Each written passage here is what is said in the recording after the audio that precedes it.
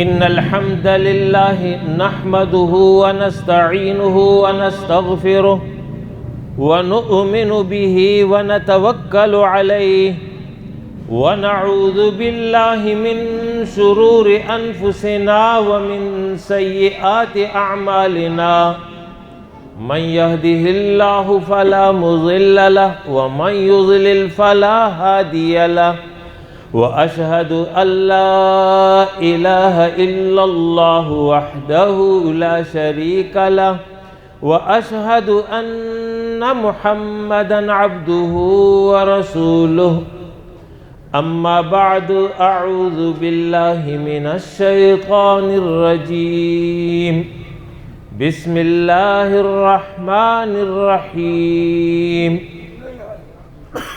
يا أيها الناس اعبدوا ربكم الذي خلقكم والذين من قبلكم لعلكم تتقون أما بعد اللہ رب العالمین نے یہ عظیم الشان کائنات بنائی ہے اور اس کائنات میں بے شمار مخلوقات پیدا کیے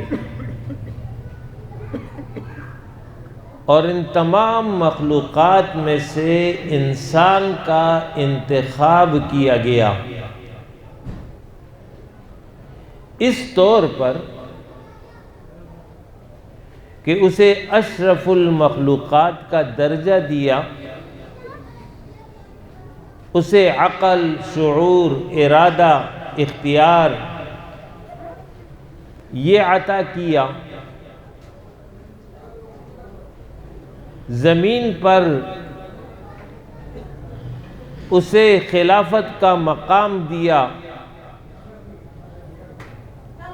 زمین کی اشیاء کو اس کے لیے مسخر کر دیا، کائنات کی بے شمار مخلوقات انسان کو فائدہ پہنچا رہی ہے، یا تو براہ راست یا بالواسطہ۔ انسان ان سے فائدہ حاصل کر رہا ہے، لیکن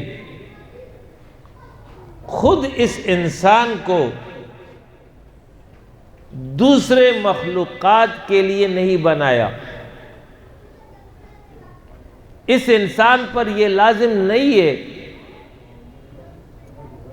کہ وہ دوسرے مخلوق کی خدمت کرے۔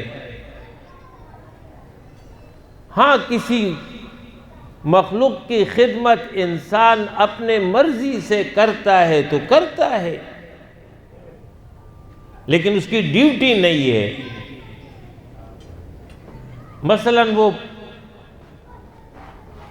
جانوروں کو پالتا ہے، اس کو چارہ دیتا ہے، تو یہ اس کی ڈیوٹی تو نہیں ہے، لیکن وہ کرتا ہے، اپنے شوق سے کرتا ہے، اس میں بھی اسی کا فائدہ ہے۔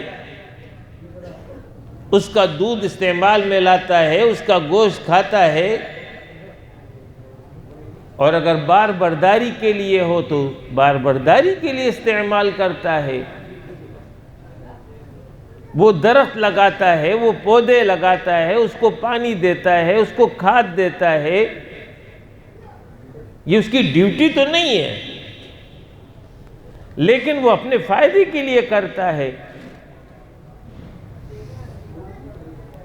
لیکن باقی مخلوقات جو انسان کی خدمت کر رہی ہے، اس کی ڈیوٹی ہے کہ یہ کام وہ کرے۔ سورج روشنی پہنچا رہی ہے، سورج سے فائدہ انسان حاصل کر رہا ہے، ہوا، پانی، بارش، سمندر، دریا، حیوانات، نباتات، چرند پرند، ان گنت مخلوقات ہیں جو انسان کی خدمت کر رہی ہے. تو یہ جو عظیم الشان کائنات بنائی اور اس میں انسان کو یہ مقام دیا، اسے یہ سب کچھ عطا کیا، تو اس انسان سے بھی کچھ مطلوب ہے یا نہیں ہے؟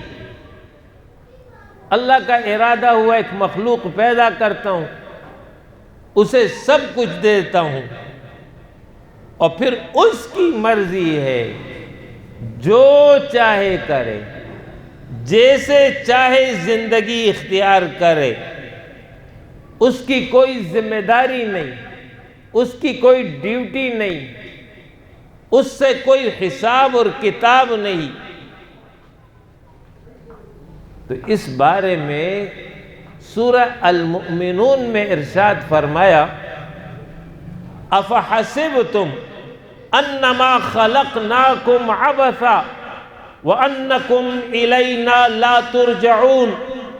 اے انسانو، کیا تمہارا یہ گمان ہے میں نے تمہیں بے مقصد پیدا کیا، تمہاری مرضی، جیسے چاہو زندگی اختیار کر لو، تمہاری کوئی ڈیوٹی نہیں، تمہاری کوئی ذمہ داری نہیں، اور مرنے کے بعد تم لوٹ کر پلٹ کر میری طرف نہیں آؤ گے، فنا ہو جاؤ گے، ختم ہو جاؤ گے.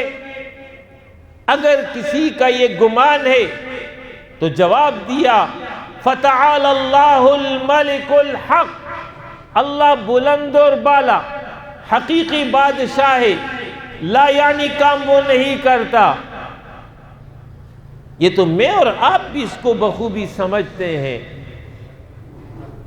کہ کوئی ذی شعور انسان، عقل رکھنے والا انسان دنیا میں کوئی بھی کام بے مقصد نہیں کرتا. آج تک آپ نے کسی ایسے انسان کو نہیں دیکھا ہوگا جس نے ایک پلاٹ خریدا، اس پر ایک بلڈنگ بنا دی، جب بلڈنگ تیار ہو گئی وہ چھوڑ کر چلا گیا. آپ نے آج تک کسی ایسے انسان کو نہیں دیکھا جس نے ایک دکان بنائی، سامان لا کے رکھ دیا، دکان تیار ہو گئی، وہ دکان چھوڑ کے چل پڑا. کیا آپ کے اس گزشتہ زندگی میں ایسا کوئی واقعہ ہوا ہے؟ ایسا تو کوئی نہیں کرتا ہے. جب انسان یہ کام نہیں کرتا تو رب العالمین اس عظیم الشان کائنات کو وجود بخشتا ہے. سورج ہے، چاند ہے، سیارے ہیں، بے شمار مخلوقات ہیں، اس میں انسان کو یہ مقام اور درجہ دیا، تو کوئی ڈیمانڈ نہیں، کوئی اس سے مطالبہ نہیں، بس بنا دیا اور چھوڑ دیا. فتعال اللہ الملک الحق، اللہ بلند اور بالا حقیقی بادشاہ ہے، لا یعنی کام نہیں کرتا ہے. کس لیے پیدا کیا؟ مقصد کیا ہے؟ تو فرمایا کہ وَمَا خَلَقْتُ الْجِنَّ وَالْإِنسَ إِلَّا لِيَعْبُدُونَ. انسان کو میں نے اپنی عبادت کے لیے پیدا کیا. انی جاعل فی الارض خلیفہ، یہ اس زمین پر میرا خلیفہ ہوگا. عبادت اور خلافت یہ انسان کی تخلیق، انسان کی پیدائش کا مقصد ہے. اس کے لیے پورا نظام اللہ نے بنایا ہے. عبادت کہتے ہیں اللہ کی پسند اور اللہ کی رضا کے مطابق زندگی گزارنا. زبان سے بات نکلے تو اللہ کی رضا کے مطابق نکلے، ہاتھ اور پیر سے عمل ہو تو اللہ کی رضا کے مطابق عمل ہو۔ انفرادی زندگی، گھر کی زندگی، بازار کی زندگی، معاشرے کی زندگی، اجتماعی زندگی، غرض زندگی کے تمام دائروں میں ایک اللہ کی اطاعت ہو، ایک اللہ کی رضا کے مطابق عمل ہو۔ اس کے لیے اللہ رب العالمین نے انسان کو اس زمین پر بھیجا ہے، اسی کو عبادت کہتے ہیں۔ اپنے دائرے میں جب وہ عمل کرے گا اس کو عبادت کہیں گے، دوسروں سے عمل کروائے گا اس کو خلافت کہتے ہیں، خود بھی دین کے مطابق چلے گا، دنیا کا نظام بھی دین کے مطابق چلائے گا۔ یہ ہے اللہ رب العالمین کا منشا اس انسان کی پیدائش سے، کہ یہ عبادت اور خلافت کا کام کرے گا، اور اسی عبادت اور خلافت کو اللہ رب العالمین نے انسان کے لیے ذریعہ امتحان بنایا ہے، کہ یہ دنیا کی زندگی میں اس کا امتحان لوں گا کہ آیا یہ اپنی مرضی سے، اپنے اختیار سے میری رضا کے مطابق عمل کرتا ہے یا اس کی خلاف ورزی کرتا ہے۔ الذی خلق الموت والحیات لیبلوکم ایکم احسن عملا، اللہ فرما رہا ہے اسی نے موت اور زندگی کا یہ نظام بنایا۔ وہ زندگی بخشتا ہے، کسی کو 40 سال، کسی کو 60 سال، کسی کو 100 سال، ایک محدود زندگی ہے۔ کیوں بخشتا ہے؟ کیوں یہ عمر عطا کی ہے؟ کیوں دنیا میں بھیجا ہے؟ لِيَبْلُوَكُمْ أَيُّكُمْ أَحْسَنُ عَمَلًا، وہ تمہاری آزمائش کر رہا ہے، کون تم میں بہترین عمل کرنے والا ہے۔ بہترین عمل اللہ کی رضا کے مطابق عمل کو کہتے ہیں۔ اللہ کی خوشنودی جس عمل سے حاصل ہو اسی کو احسن عمل کہتے ہیں۔ اب جو انسان اپنے مرضی سے، اپنے اختیار اور ارادے سے اللہ کی رضا کے مطابق عمل کرے گا یہ احسن عمل ہوگا، اور جو نہیں کرے گا وہ باغی ہوگا، وہ سرکش ہوگا، وہ ظالم ہوگا۔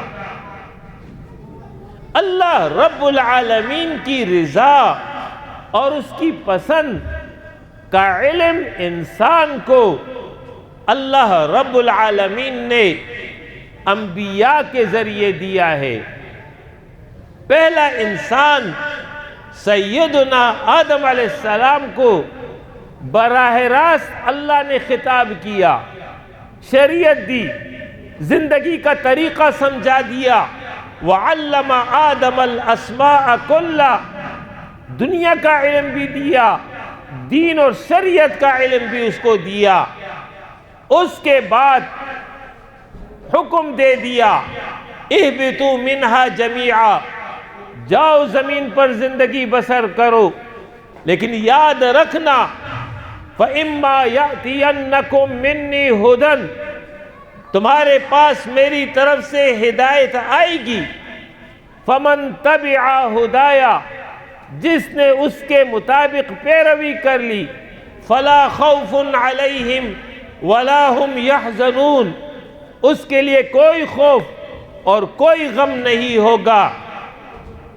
مراد خوف اور غم نہ ہونے سے اخروی زندگی میں جنت کا حصول ہے، اس لیے کہ دنیا میں بھی غم ہوتا ہے، دنیا میں بھی خوف ہوتا ہے، قبر میں بھی ہوگا، حشر میں بھی ہوگا، لیکن جنت وہ مقام ہے جہاں نہ خوف ہوگا نہ غم ہوگا۔ مطلب آیت کا یہ ہوا کہ جو اس تعلیمات کے مطابق پیروی کر لے گا، ان ہدایات ربانی کے مطابق عمل کر لے گا، اس کے لیے جنت ہے۔ اور جو انکار کرے گا اور بغاوت کی روش پہ چلے گا تو ٹھیک ہے، دنیا کی زندگی ہے، یہ وقت مہلت ہے، وہ عمل اپنا جیسے چاہے کر لے، لیکن اس کے اختتام پر میں اس کو جہنم میں دھکیل دوں گا، ٹھکانہ اس کا جہنم ہوگا۔ یہ آدم علیہ السلام کو اللہ نے بتا دیا تھا۔ اس کے بعد جب نسل انسانی زمین پر پھیلی، آگے چل کر کے انسانوں نے وہ ہدایات جو سیدنا آدم علیہ السلام کو دی گئی تھی اس کو بھلا دیا، گمراہ ہو گئے۔ اللہ رب العالمین نے حسب اعلان ہدایت کا انتظام کیا، اور طریقہ انتظام یہی تھا کہ انبیاء کو مبعوث کیا۔ یہ مختلف ادوار میں انبیاء آتے رہے، یہ اسی ہدایات ربانی کو لے کر آئے۔ ان انبیاء کی تعلیمات کا خلاصہ دو باتیں ہیں۔ پہلا یہ ہے، ہر پیغمبر نے اپنی قوم کو یہ پیغام دیا، یا قوم اعبدوا اللہ ما لکم من الہ غیرہ، اے میری قوم ایک اللہ کی عبادت کرو، اللہ کے ما سوا تمہارا کوئی الہ نہیں ہے، وہی تمہارا خالق، وہی تمہارا مالک، وہی تمہارا حاکم، وہی تمہارا پروردگار، وہی تمہیں زندگی دینے والا ہے، وہی تمہیں عزت دینے والا ہے، ساری خوبیوں کا مالک وہ ہے، اس کائنات کا شہنشاہ، مقتدر اعلیٰ ایک اللہ ہے، حاکمیت اسی کی ہوگی، اطاعت اسی کی ہوگی، بندگی اسی کی ہوگی، نظام، قانون، آئین، دستور ایک اللہ کا چلے گا۔ یہ تمام انبیاء کی تعلیمات کا خلاصہ ہے۔ دوسری بات، ان انبیاء نے اپنی قوم کو یہ کہی، وَأَطِيعُونِي، اے لوگو ہماری اطاعت کرو، میری اطاعت کرو۔ پیغمبر اللہ کا نمائندہ ہوتا ہے، پیغمبر اللہ کی طرف سے مقرر کردہ ہوتا ہے۔ عبادت تو اللہ کی ہوگی، لیکن طریقہ عبادت نبی تمہیں بتائے گا، طریقہ بندگی پیغمبر اپنے قول اور عمل سے بتائے گا۔ لہٰذا اللہ کی عبادت کے لیے یہ ضروری ہے کہ پیغمبر کی اطاعت کی جائے۔ پیغمبر کی اطاعت کے بغیر اللہ کی عبادت ممکن ہی نہیں ہے۔ مَن یُطِعِ الرَّسُولَ فَقَدْ أَطَاعَ اللَّهَ، جس نے رسول کی اطاعت کی اس نے اللہ کی اطاعت کی۔ وَمَا أَرْسَلْنَا مِن رَّسُولٍ مِّن قَبْلِكَ، تم سے پہلے ہم نے جتنے بھی انبیاء بھیجے ہیں ان سب کے بارے میں یہی تعلیم ہے کہ اس پیغمبر کی اطاعت کرو گے۔ ہر پیغمبر اللہ کی طرف سے مقرر کردہ ہے، لہٰذا اس کی اطاعت لازم ہے۔ قرآن میں اللہ فرما رہا ہے، اقیموا الصلاۃ، نماز قائم کرو، آتوا الزکاۃ، زکوٰۃ ادا کرو، اتموا الصیام، روزہ پورا کرو، للہ علی الناس حج البیت من استطاع الیہ سبیلا، حج بیت اللہ کی جو استطاعت رکھتا ہے وہ حج کرے۔ نماز کیسے پڑھے، زکوٰۃ کیسے ہوگا، روزہ کیسے مکمل کرے، حج کے اعمال کیا ہے؟ قرآن تو اصول بتا رہا ہے، تفصیل کدھر ہے؟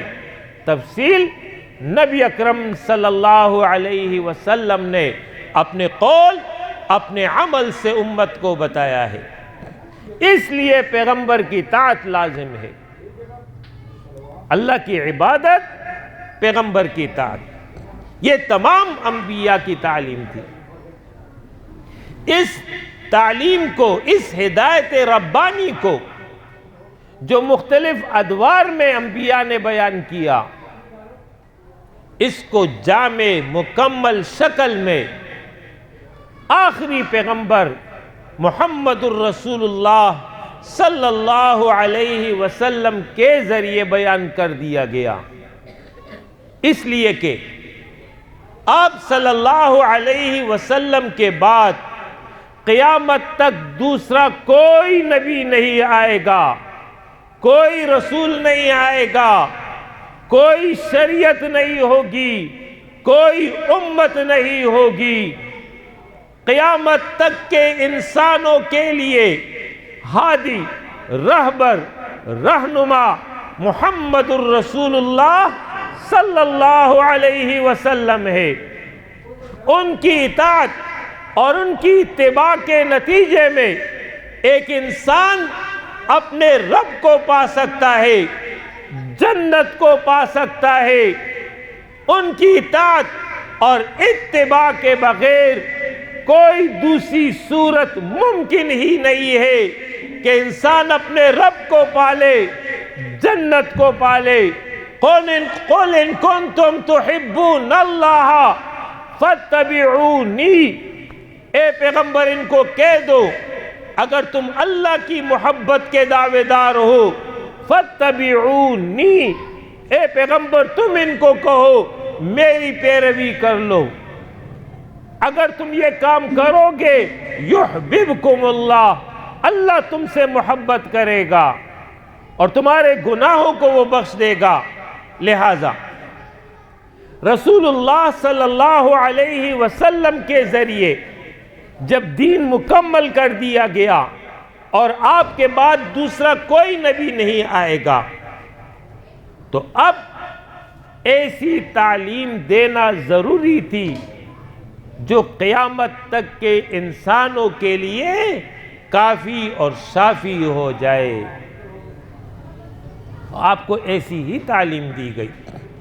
الیوم اکملت لکم دینکم واتممت علیکم نعمتی ورضیت لکم الاسلام دینا. آپ کے ذریعے دین مکمل کر دیا گیا. آپ پر آخری کتاب الہی تام کر دی گئی.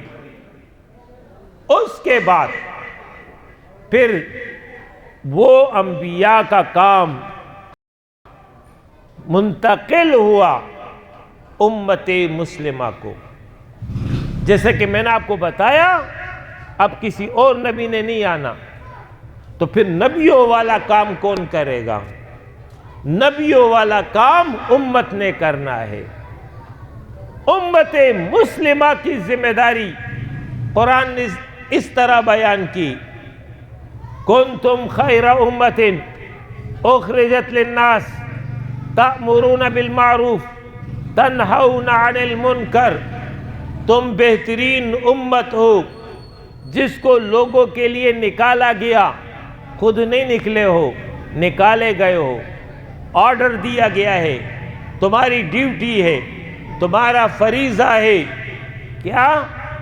امر بالمعروف نہی عن المنکر. امر عربی میں کہتے ہیں آرڈر دینا، حکم دینا. تو آرڈر اور حکم کون دیتا ہے؟ وہ جو حاکم ہو، جو قوت والا ہو، جو طاقت والا ہو، جو اختیار والا ہو.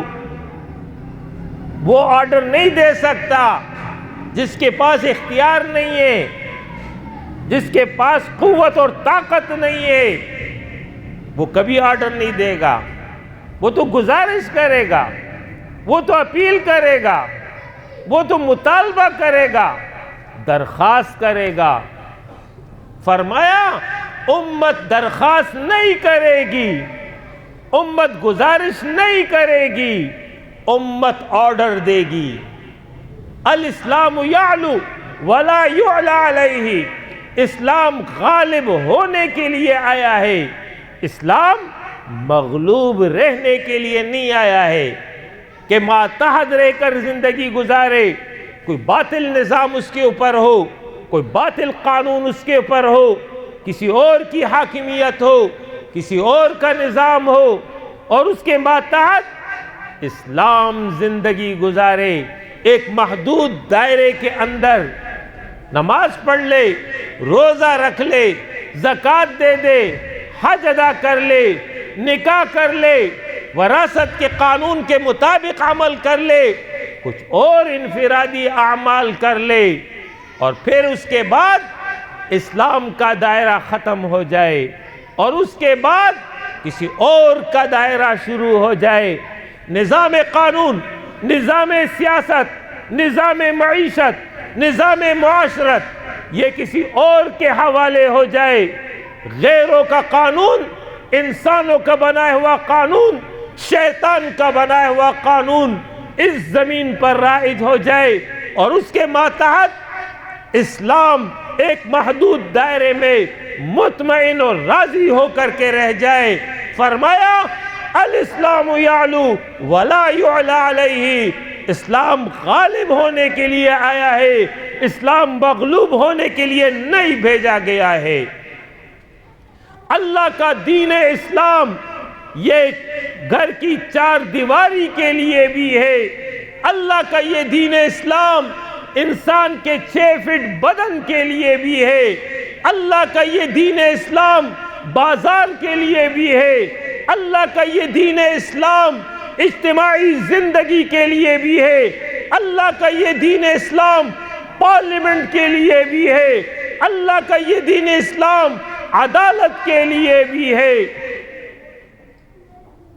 کوئی دائرہ اس سے باہر اور خارج نہیں ہے۔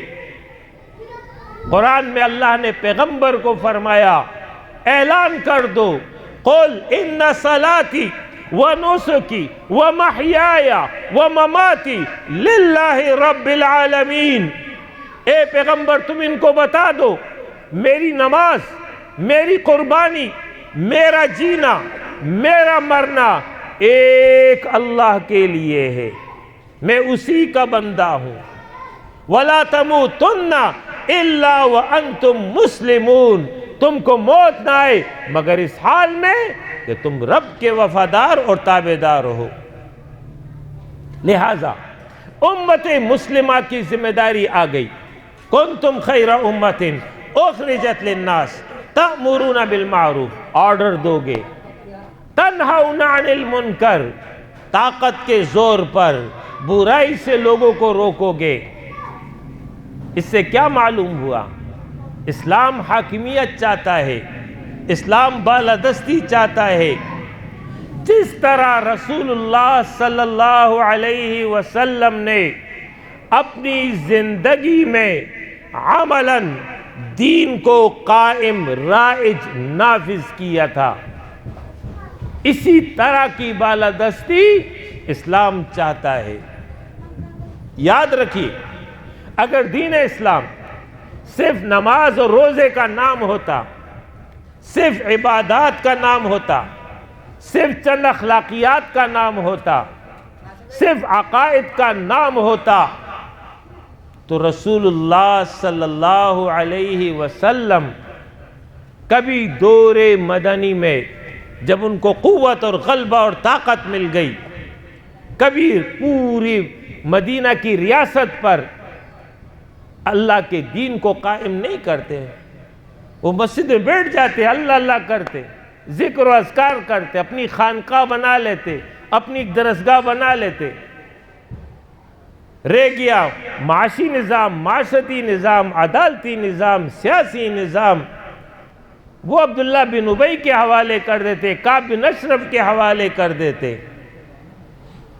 لیکن وہ جانتے تھے، وہ سمجھتے تھے کہ اسلام سے مسجد کے لیے نہیں آیا ہے، اسلام پوری زندگی کے لیے آیا ہے، اور کر کے دکھا دیا کہ جب دنیا سے رخصت ہو رہے تھے اس وقت پورے جزیرۃ العرب میں کلمہ لا الہ الا اللہ عملاً قائم رائج نافذ ہو چکا تھا، شرک کا استحصال کر دیا گیا تھا، لِتَكُونَ كَلِمَةَ اللَّهِ الْعُلْيَا، اللہ کا کلمہ بلند ہو جائے۔ یہ وہ تھا دین اسلام جو رسول اللہ صلی اللہ علیہ وسلم کو دیا گیا، اور پھر امت کی ذمہ داری آ گئی۔ جب تک امت مسلمہ نے اس دین کے مطابق عمل کیا، دنیا میں انہی کا سکہ چلتا رہا، دنیا میں وہی سرخرو رہے۔ آپ کی خلافت عثمانیہ نام کی خلافت، لیکن 19ویں صدی تک قائم رہی۔ اس کے علاوہ بھی دنیا میں آپ کی حاکمیت تھی، لیکن جب قوم امت مسلمہ من حیث الامت دین سے دستبردار ہو گئی، تو اس کے بعد زوال در زوال، پستی اور زوال کی کوئی حد نہیں ہوتی ہے۔ جب انسان زوال کی طرف جاتا ہے، پستی کی طرف جاتا ہے، تو پھر گرتا ہی چلا جاتا ہے۔ آج نوبت بئیں جا رسید کہ ہم سے آہستہ آہستہ پورا نظام لے لیا گیا، ہم محدود سے محدود ہوتے چلے گئے، دین سمٹ گیا، دین محدود ہو گیا، دین جو ہے صرف نماز اور روزے تک رہ گیا، دین صرف نکاح اور طلاق تک رہ گیا، دین صرف وراثت تک رہ گیا، باقی تمام دائرے سے دین خارج ہو چکا ہے۔ اور جب اس پر ایک مدت گزر گئی، ایک زمانہ گزر گیا، نسلیں گزر گئی، تو قوم نے یہ دیکھا کہ ہم نماز پڑھتے ہیں، کبھی جمعے، کبھی عیدین، یہ بھی کرتے ہیں، نکاح اور طلاق بھی کر لیتے ہیں، رمضان میں روزے بھی رکھ لیتے ہیں، حج کا موسم آتا ہے تو حج کے لیے بھی چلے جاتے ہیں، محرم آ جاتا تو محرم بھی منا لیتے ہیں۔ تو جب نسلوں نے یہ دیکھا تو نسلوں نے یہ سمجھ لیا کہ یہی دین ہے، اس کے علاوہ تو اور کوئی دین نہیں ہے، یہی دین ہے نا، اور کیا دین ہے۔ اسی کو اقبال نے یوں کہا کہ ہند کو جو ہے، ملا کو جو ہے ہند میں سجدے کی اجازت، ملا کو جو ہے ہند میں سجدے کی اجازت، ناداں یہ سمجھتا ہے اسلام ہے آزاد۔ بادشاہی مسجد بنی بھی ہے نا، اور کیا چاہیے آپ کو؟ حاجی لوگ حج کے لیے جاتے ہیں، حکومت ان کو سہولت دیتی ہے، 12 ربیع الاول آ جائے تو سیرت کانفرنس کر لیتی ہے، تو یہی دین ہے، اور کون سا دین ہے؟ باقی آپ کا معاشی نظام، آپ کا سیاسی نظام، آپ کا معاشرتی نظام، آپ کا عدالتی نظام، اور آپ کا پورا اجتماعی نظام غیر اللہ کے بنائے ہوئے قانون کے مطابق چل رہا ہے تو چلنے دیا جائے، دین ہے نا، اور کیا چاہیے؟ یاد رکھیے، یہ غلاموں والا اسلام ہے، یہ کمزوروں والا اسلام ہے، یہ وہ اسلام نہیں ہے جس کو محمد الرسول اللہ صلی اللہ علیہ وسلم لے کر آئے تھے، یہ وہ اسلام نہیں ہے جس کو محمد الرسول اللہ صلی اللہ علیہ وسلم نے قائم کیا تھا۔ محمد الرسول اللہ صلی اللہ علیہ وسلم کا لایا ہوا دین پوری زندگی پر حاوی ہے۔ لہذا آج امت مسلمہ جب اپنے مشن سے غافل ہو گئی، اپنے مقصد زندگی سے غافل ہو گئی، تو اس کا نتیجہ دنیا کے اندر ذلت اور رسوائی کی صورت میں سامنے آ گیا ہے۔ آج 2.25 ارب مسلمان موجود ہیں، 60 اسلامی ممالک ہیں، 70% معاشی وسائل ہیں، ایٹمی طاقت ہے، سب کچھ ہے، لیکن دنیا میں سکہ آپ کا نہیں چل رہا ہے، دنیا میں آپ کی کوئی قدر و قیمت نہیں ہے۔ آپ کا فلسطین، آپ کا بیت المقدس اس وقت کس صورتحال سے دوچار ہے؟ آپ کچھ کر سکتے ہیں؟ نہیں کر سکتے۔ آپ کے حکمران کچھ کر سکتے ہیں؟ نہیں کر سکتے۔ آپ صرف دعا کرتے رہیں بس۔ تو دعاؤں سے مسئلہ حل نہیں ہوتا ہے، دعا ضروری ہے، لیکن صرف دعا سے کام نہیں چلتا ہے۔ رسول اللہ صلی اللہ علیہ وسلم 313 صحابہ کو لے کر بدر میں اترے اور پھر دعا کی کہ اے اللہ مدد بھیج دے۔ تو ہم تو گھر بیٹھے رہیں اور کہیں کہ اے اللہ مدد بھیج دے، تو ایسا اللہ کی سنت نہیں ہے۔ ان تنصروا اللہ ینصرکم، اگر تم اللہ کی مدد کرو گے اللہ تمہاری مدد کرے گا، تم نہیں کرو گے تو اللہ کو کوئی ضرورت نہیں ہے تمہاری مدد کی۔ لہذا آج امت مسلمہ جو اس زوال سے دوچار ہے، اس کا سبب ہی یہی ہے کہ اپنے اصل مقصد جو عبادت اور اطاعت اس سے غافل ہو چکی ہے، جو خلافت اس سے غافل ہو چکی ہے۔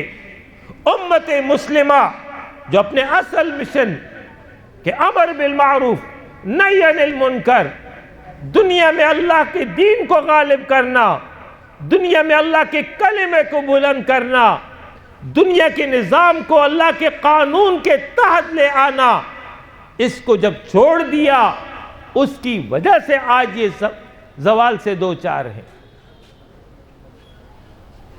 قرآن مجید اور نبی اکرم صلی اللہ علیہ وسلم کی تعلیمات، اس کا اگر میں خلاصہ نکالوں 4 باتیں ہیں۔ نمبر 1 عقائد، عقیدہ توحید، عقیدہ رسالت، عقیدہ آخرت، دیگر عقائد۔ دوسرا عبادات محضہ، یعنی نماز، روزہ، زکوٰۃ، حج، ذکر، تلاوت، تسبیح، نذر، منت، قربانی، اس نوعیت کے جتنے بھی کام ہیں جس کو ایک انسان صرف اللہ کی رضا کے خاطر اختیار کرتا ہے، دنیا کی کوئی غرض اس میں نہیں ہوتی ہے، اس کو کہتے ہیں عبادات محضہ، محض عبادت۔ تیسرا ہے معاملات، انفرادی زندگی، گھر کی زندگی، معاشرے کی زندگی، اس سے متعلق اللہ اور اس کے رسول کی تعلیمات۔ چوتھا ہے اخلاقیات، انسان کا باطن یعنی دل یہ پاک ہو جائے، صاف ہو جائے، شرک سے، کفر سے، نفاق سے، دنیا کی محبت سے، حسد سے، کبر سے، بغض سے، بخل سے، لالچ سے، اور یہ دل مزین ہو جائے اللہ کی معرفت سے، اللہ کی محبت سے، اللہ پر توکل ہو، اللہ کا خوف دل میں موجود ہو۔ یہ 4 چیزیں ہیں دین اسلام کی: عبادات، عقائد، عبادات، معاملات، اخلاقیات۔ پورا دین یہی 4 چیزیں بیان کرتا ہے۔ جب تک ان 4 پر عمل نہیں ہوگا دین پر عمل نہیں ہوگا۔ لہذا اللہ کو مطلوب یہ ہے کہ وَلَا تَمُوتُنَّ إِلَّا وَأَنْتُمْ مُسْلِمُونَ، موت تک تم نے رب کے وفادار رہنا ہے، موت تک اللہ کی اطاعت کرنی ہے، زندگی کے تمام دائروں میں کرنی ہے۔ یہ نہیں کہ کچھ دائرے میں اللہ کی عبادت اور کچھ دائرے میں کسی اور کی عبادت۔ یا ایھا الذین آمنوا ادخلوا فی السلم کافہ، اے لوگو اسلام میں پورے کے پورے داخل ہو جاؤ۔ یہ نہیں کہ کسی حصے میں دین ہو، اسلام ہو، اور کسی حصے میں کسی اور کی اطاعت اور بندگی ہو۔ کامل اطاعت، مکمل عبدیت اللہ کو مطلوب ہے۔ عبداللہ بن سلام رضی اللہ عنہ یہودی عالم تھے، مسلمان ہو گئے۔ یہودیوں کے ہاں اونٹ کا گوشت کھانا حرام تھا، نہیں کھاتے تھے۔ جب اسلام انہوں نے قبول کر لیا تو انہوں نے سوچا کہ یہودیوں کے ہاں منع ہے، اسلام کے ہاں جائز ہے، فرض تو نہیں ہے نا، صرف جائز ہے اونٹ کا گوشت کھانا۔ تو انہوں نے کہا میں اونٹ کا گوشت نہیں کھاؤں گا۔ تو نہ کھانے سے اسلام کا کوئی حکم تو نہیں ٹوٹے گا۔ آپ میں سے کتنے لوگ ہیں جنہوں نے اونٹ کا گوشت نہیں کھایا ہے؟ تو نہیں کھایا ہے۔ قیامت میں یہ سوال تھوڑی ہو کہ کیوں نہیں کھایا ہے، بس نہیں کھایا تو نہیں کھایا ہے۔ تو اسلام میں لازم نہیں ہے، یہودیوں کے ہاں لازم ہے کہ نہیں کھاؤ گے۔ تو انہوں نے یہی سوچا کہ میں گوشت نہیں کھاؤں گا تو یہودیوں کا جو طریقہ ہے اس پر بھی عمل ہو جائے گا، اس زمانے کا جو طریقہ تھا، اور اسلام کا کوئی حکم تو نہیں ٹوٹے گا۔ تو انہوں نے یہ ارادہ کر لیا۔ اس پر یہ قرآن کی آیت آ گئی، یا ایھا الذین آمنوا ادخلوا فی السلم کافہ، اے مومنو اسلام میں پورے کے پورے داخل ہو جاؤ۔ یہ جو تم اسلام میں داخل ہو رہے ہو اس یہودی سوچ کے ساتھ، اس یہودی فکر کے ساتھ اس طرح نہیں چلے گا۔ تو جو اسلام اس قدر حساس ہے کہ غیر مذہب کے اتنی سی بات کو بھی قبول نہیں کرتا ہے، تو وہ اسلام اس کو کیسے قبول کر لے گا کہ ہم جب نماز میں ہوں تو کہیں کہ ایاک نعبد و ایاک نستعین، اے اللہ ہم تیری عبادت کرتے ہیں اور تجھ ہی سے مدد چاہتے ہیں، لیکن جب مسجد سے باہر نکلتے ہیں تو پھر وہاں پر ہمارا عبادت کا مرکز اور محور اللہ کی ذات نہیں ہوتی ہے، انسانوں کے بنائے ہوئے قوانین ہوتے ہیں، انسانوں کے بنائے ہوئے نظام ہوتے ہیں، وہاں پھر ہم اس کی عبادت کرتے ہیں، وہاں ہم اس کی اطاعت کرتے ہیں۔ تو یہ جو دو رنگی ہے اس کو اسلام کیسے قبول کر لے گا؟ یہ اللہ کے ہاں کیسے قبول ہوگا؟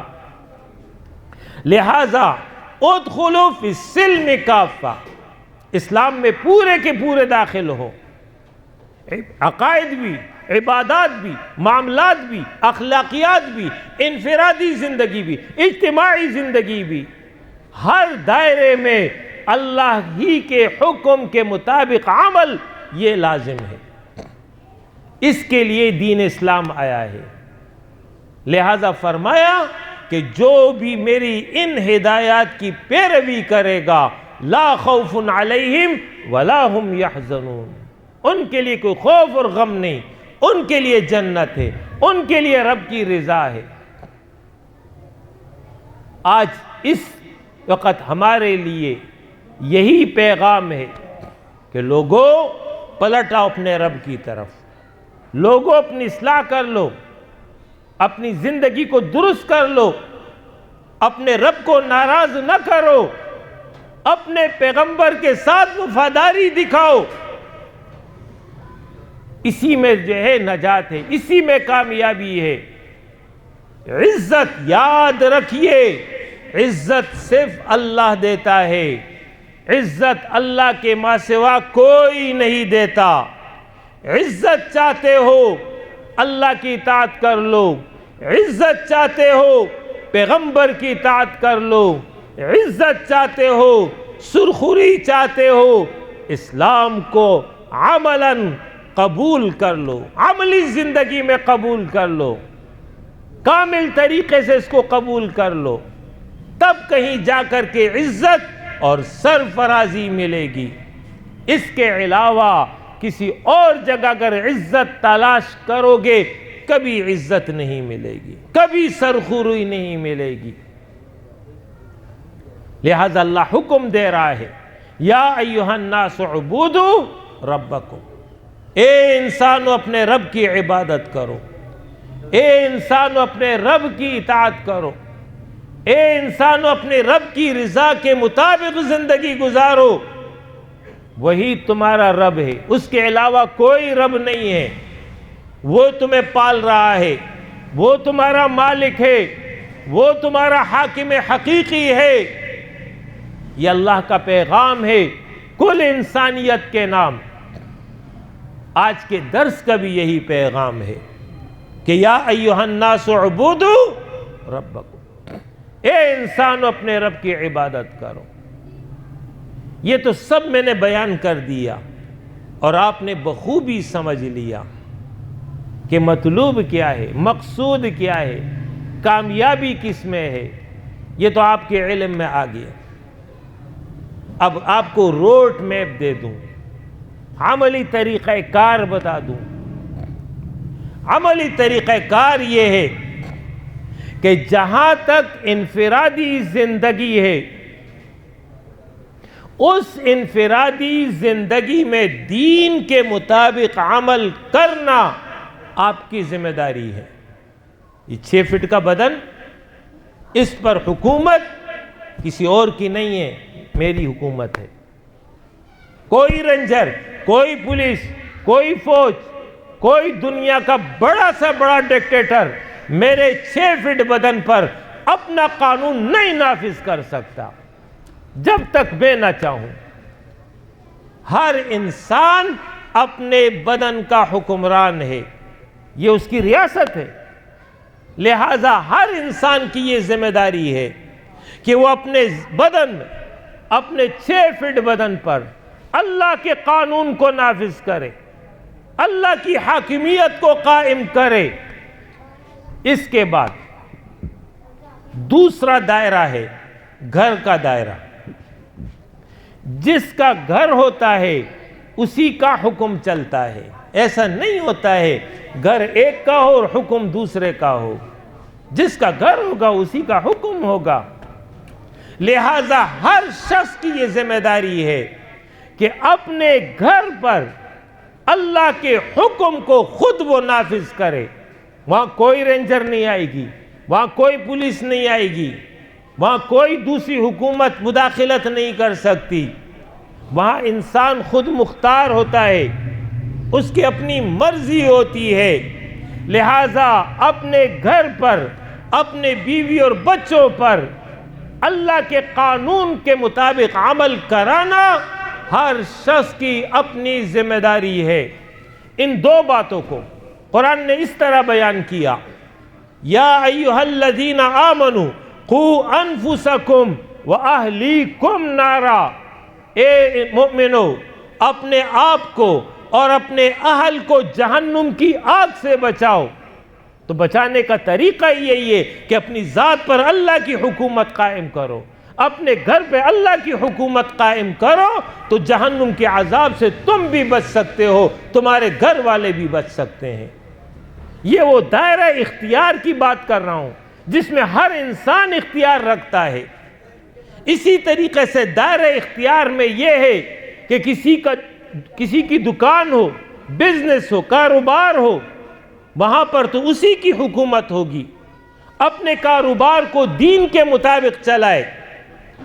اسی طریقے سے کوئی کسی ادارے کا ذمہ دار ہو، اس ادارے پر اس کا قانون چلتا ہے، اس کا بنایا ہوا طریقہ کار چلتا ہے، وہاں پر وہ خود اس پر عمل کرائے گا۔ یہ ہے پہلا دائرہ جس کو کہتے ہیں انفرادی اور ذاتی دائرہ۔ دوسرا دائرہ ہے اجتماعی دائرہ، ملکی اور قومی دائرہ، اجتماعی نظام۔ اس میں ایک انسان انفرادی طور پر کوئی تبدیلی نہیں لا سکتا۔ مثلا اللہ کا حکم ہے لا تأکلوا الربا، سود مت کھاؤ، تو ٹھیک ہے میں ذاتی طور پہ سود نہیں کھاؤں گا، لیکن میرے بینک میں اگر سود کا نظام ہے، میرا پورا معاشی نظام سود پر مبنی ہے، میں کیسے اس سود کو روک سکتا ہوں؟ میں تو نہیں روک سکتا۔ میں تو جمعے کا بیان کر لوں گا، میں آپ کے سامنے بیان کر دوں گا، لوگوں کو نصیحت کر دوں گا، لوگوں سود مت کھاؤ، لوگوں سود مت کھاؤ، تو کیا مطلب؟ صبح سے سود ختم ہو جائے گا؟ وعظ سے تو نہیں ختم ہوتا، تلقین سے تو نہیں ختم ہوتا. اس کے لیے پاور کی ضرورت ہے، اس کے لیے طاقت کی ضرورت ہے. بغیر پاور اور طاقت کے نہیں ختم ہو سکتا. ابھی 26ویں آئینی ترمیم منظور ہوئی، معلوم ہے نا آپ کو؟ 26ویں آئینی ترمیم منظور ہوئی. اس 26ویں آئینی ترمیم میں یہ لکھا گیا ہے کہ 2028 پر سود ختم ہو جائے گا. یہ آئین اور آئینی ترمیم اور یہ آخری تاریخ جو 2028 کی دی ہے، کن لوگوں نے دی ہے؟ مسجد کے امام صاحب نے دی ہے، محلہ کمیٹی کے سربراہ نے دی ہے، تاجر برادران کے ذمہ داران نے دی ہے. یہ ان لوگوں نے دی ہے جن کو آپ نے ووٹ دے کر بھیجا ہے، جو قومی اسمبلی میں بیٹھے ہوئے ہیں، جو صوبائی اسمبلی میں بیٹھے ہوئے ہیں. قانون وہ بناتے ہیں، نظام وہ بناتے ہیں. میں اور آپ نہ چاہتے ہوئے اس نظام کے مطابق زندگی گزارنے پر مجبور ہیں. انہوں نے 2028 لکھ دیا، میں اور آپ مجبور ہیں 2028 تک سود کھاتے رہیں گے، اس لیے کہ ہماری حکومت نے منظور کیا ہے. اور اگر 2028 آ گیا اور 27ویں ترمیم، 28ویں ترمیم، 30ویں ترمیم آ جائے، ان کو کون روک سکتا ہے؟ اور اس میں یہ کہہ دے کہ جی 2028 کی جگہ 2048 میں ختم ہوگا، تو ٹھیک ہے 2048 میں ختم ہو جائے. میں اور آپ پھر جو ہے 20 سال سود کھاتے رہیں گے، اس لیے کہ حکومت نے آرڈر کیا ہے. میں اور آپ، اللہ فرما رہا ہے کہ فحش کام مت کرو، بے حیائی کے کام مت کرو، تو ٹھیک ہے میں ذاتی طور پر بچنے کی کوشش کروں گا. میرا یہ موبائل ہے، یہ چھوٹا سا آلہ ہے، میں نہیں دیکھوں گا اس کے اندر کوئی فحاشی کا کام ہو جائے، کوئی بے حیائی کے کام ہو جائے. میرے گھر پہ کیبل اور ٹی وی لگا ہوا ہے، میں کوشش کروں گا نہیں چلاؤں، کیونکہ گندگی آتی ہے، غلاظت آتی ہے. اللہ کا حکم ہے کہ مت کرو.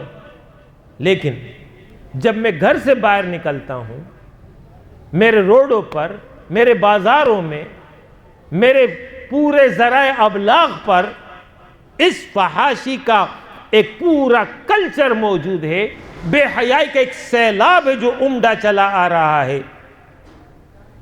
تو کیا خیال ہے میں سڑک پہ اوپر کھڑا ہو کر کے تقریریں شروع کر دوں تو ختم ہو جائے گا؟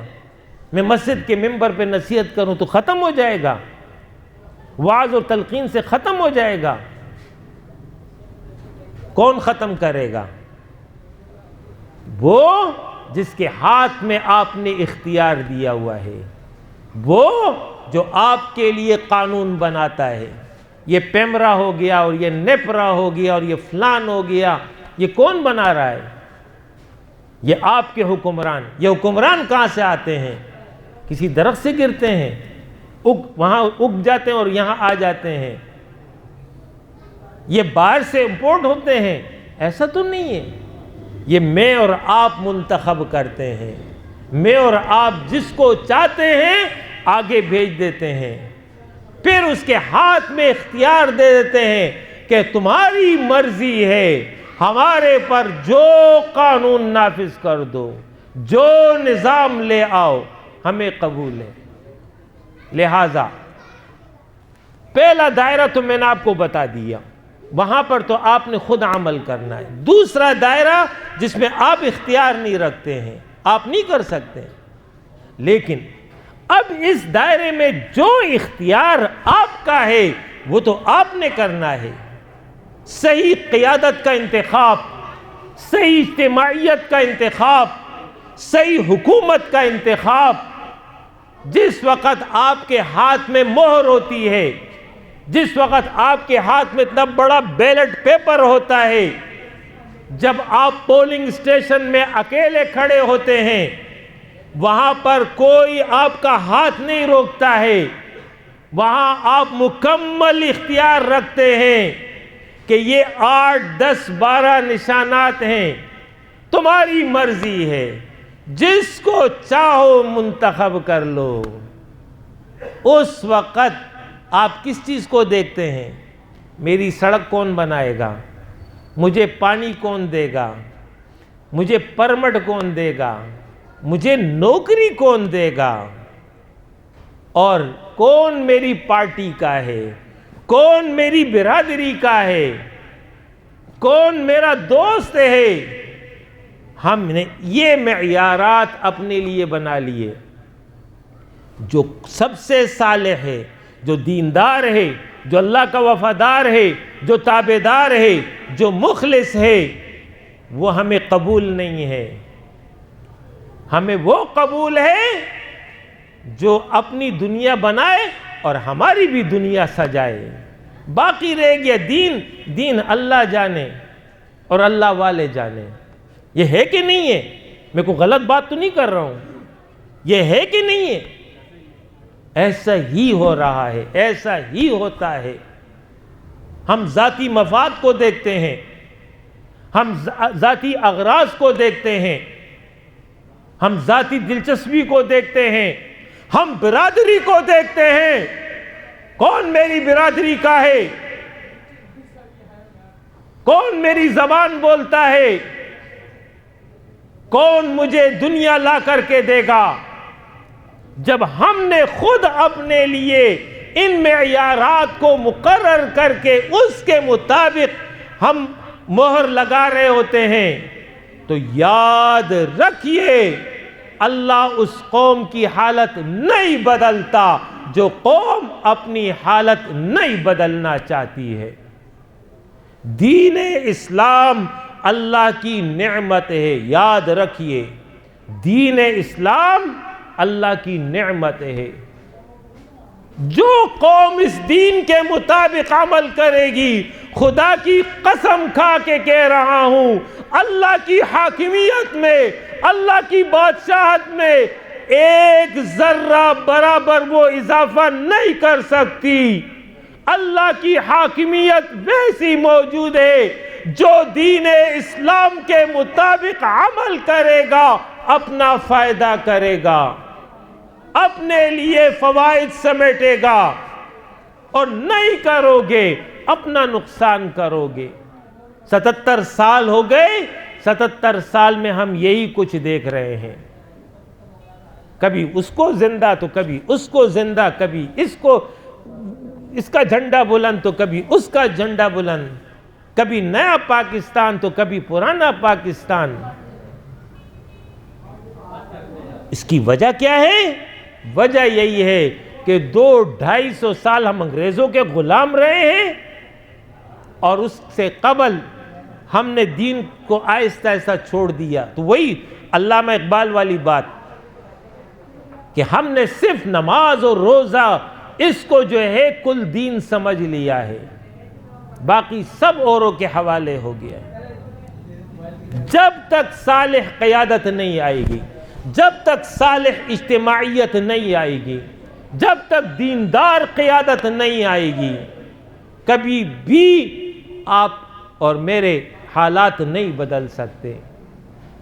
ہم ڈاکو کو چوکیدار بنا لیں اور پھر کہیں کہ ہمارے مال کی حفاظت کرے، بلے کو دودھ پر رکھوالا رکھ لیں اور یہ کہے کہ یہ دودھ کی حفاظت کرے گا، تو میں اس کو دانشمندی کہوں یا کیا کہوں؟ جب تک صالح قیادت، تو صالح قیادت کہاں پر ہے؟ آپ یہ سوال کریں گے مجھ سے۔ یاد رکھیے جو قوم چاہتی ہے اللہ اس کی رہنمائی کر دیتا ہے، نہیں چاہتی تو نہیں ہوتی۔ الحمدللہ آپ کے اس ملک میں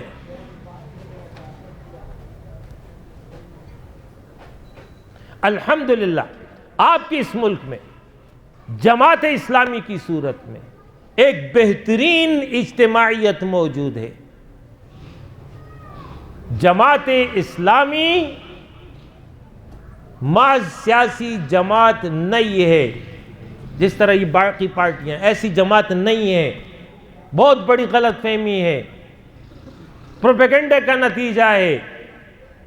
جماعت اسلامی مفکر اسلام سید ابو الاعلی مودودی رحمہ اللہ گزشتہ صدی کے مجدد، گزشتہ صدی کے امام ربانی، عالم ربانی، اللہ ان کی قبر کو نور سے بھر دے۔ وہ عظیم شخصیت جس نے امت مسلمہ کو اس کا بھولا ہوا سبق پھر سے یاد کرایا، عزت سرفرازی کا راستہ اقامت دین کی صورت میں دکھا دیا۔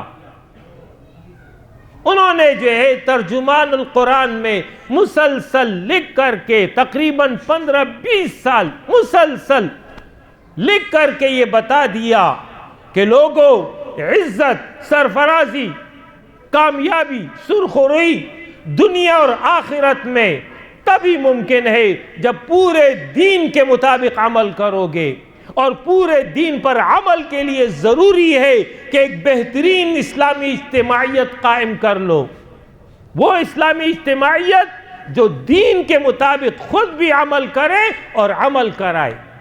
جس طرح جماعت صحابہ نبی اکرم صلی اللہ علیہ وسلم نے قائم کی اور جماعت صحابہ کے ذریعے دین کو غالب کیا، اس طرح موجودہ دور میں انہوں نے اپنے زمانے کے حساب سے کہا کہ موجودہ دور میں ایک بہترین اجتماعیت کا وجود ضروری ہے۔ لہذا ان کی دعوت پر سن 1941 لاہور میں 75 افراد جمع ہوتے ہیں اور اثر نو کلمہ پڑھتے ہیں، دوبارہ سے ایمان قبول کرتے ہیں اور یہ عہد کرتے ہیں کہ اے اللہ، آج کے بعد کی ساری زندگی اقامت دین کے لیے صرف ہوگی، تیرے دین کی اطاعت میں صرف ہوگی۔ یہ وہ 75 افراد کا قافلہ جو سن 41 میں شروع ہوا، آج پہنچتے پہنچتے یہاں تک آن پہنچا ہے۔ یہ ہے جماعت اسلامی، جس کا مقصد اقامت دین ہے، جس کا مقصد اعلاء کلمت اللہ ہے، جس کا مقصد انفرادی اور اجتماعی دائرے میں دین کے مطابق عمل ہے۔ لہذا روڈ میپ میں آپ کو دے رہا ہوں، اگر آپ اپنی اجتماعی نظام میں دین کے مطابق عمل کرنا چاہتے ہیں اور عمل کرانا چاہتے ہیں، اس بہترین اجتماعیت کے دست و بازو بن جائیے۔ حافظ نعیم الرحمن کراچی سے تعلق رکھنے والا، آپ بخوبی اس کو جانتے ہیں، مجھے تعارف کرانے کی ضرورت نہیں ہے۔ حافظ نعیم الرحمن اس وقت پورے پاکستان کی قیادت کر رہا ہے۔ آپ کی آواز ہے، اسلام کی آواز ہے، کشمیر کی آواز ہے، فلسطین کی آواز ہے، ہر مظلوم کی آواز ہے، پوری امت کی وہ آواز ہے۔ میں آپ کو دعوت دے رہا ہوں، آئیے حافظ نعیم الرحمن کا ساتھ دیں، آئیے اس بہترین اجتماعیت کے ساتھ جڑ جائیں۔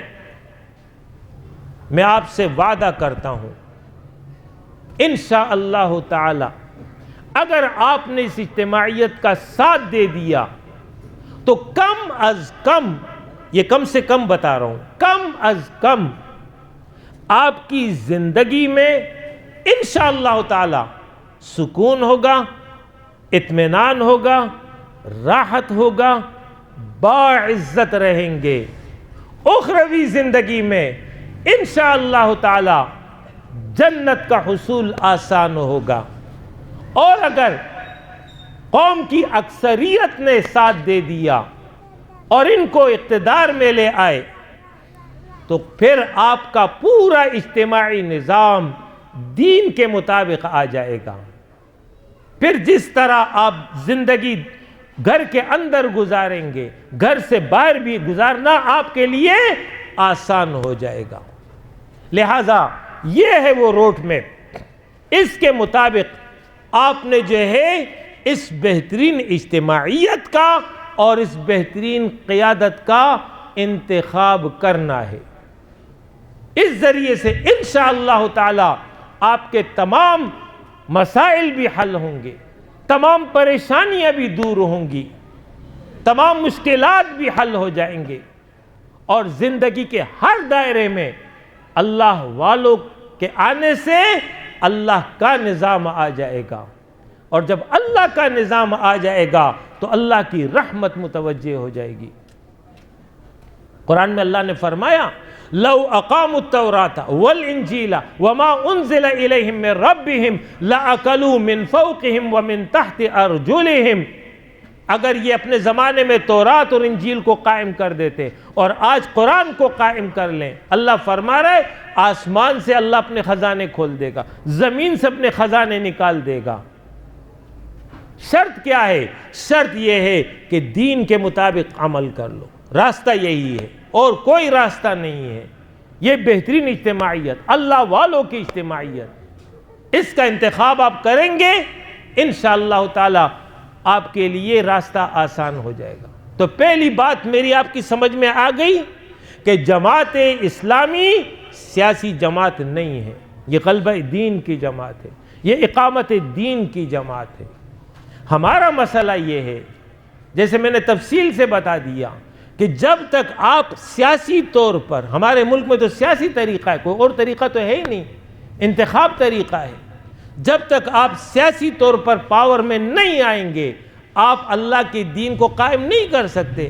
تو اس لیے ہم انتخاب میں حصہ لیتے ہیں، اس لیے ہم اپنے بندوں کو کھڑا کرتے ہیں، ورنہ یقین جانیے، حقیقت بتا رہا ہوں میں، ہمیں کوئی ضرورت نہیں ہے ان بکیڑوں میں پڑنے کی کہ پوسٹر چھاپو، بینر چھاپو، جلسے کرو، نعرے لگاؤ، اور نعرہ فلان اور نعرہ یہ، اور ان چکروں میں پڑھو، پھر جو کامیاب ہو جائے اس کے لیے الگ درد سر، جو کامیاب ہو کر ہمارا بندہ جاتا ہے اس کے لیے درد سر ہوتا ہے، اس لیے کہ وہ تو دنیا نہیں بناتا ہے، وہ تو دین کے لیے کام کر رہا ہے، تو وہاں پر جو ہے سارے چودھریوں سے اس کا مقابلہ ہوتا ہے، سارے ظالمین سے اس کا مقابلہ ہوتا ہے۔ تو ہم مجبور ہو کر کے اس میں حصہ لیتے ہیں اور اس کے مطابق اپنے بندوں کو آگے بھیجتے ہیں تاکہ دین کا کام ہو سکے، ورنہ خوشی سے ہم نہیں کرتے۔ ہماری منزل نہ اسلام آباد ہے، نہ قومی اسمبلی ہے، نہ سینٹ ہے، نہ سندھ اسمبلی ہے، ہماری منزل جنت ہے، ہماری منزل رب کی رضا ہے، یہ ہے ہماری منزل۔ تو جماعت اسلامی سیاسی جماعت نہیں ہے، بات سمجھ میں آ گئی؟ دوسری بات بتا رہا ہوں، جماعت اسلامی مسلک اور مذہب کی بنیاد پر اپنے کام کو آگے نہیں بڑھاتی، ہم اقامت دین کی بات کرتے ہیں، ہم پورے دین کو لے کر چلتے ہیں، ہم کسی ایک دائرے پر فوکس نہیں کرتے ہیں۔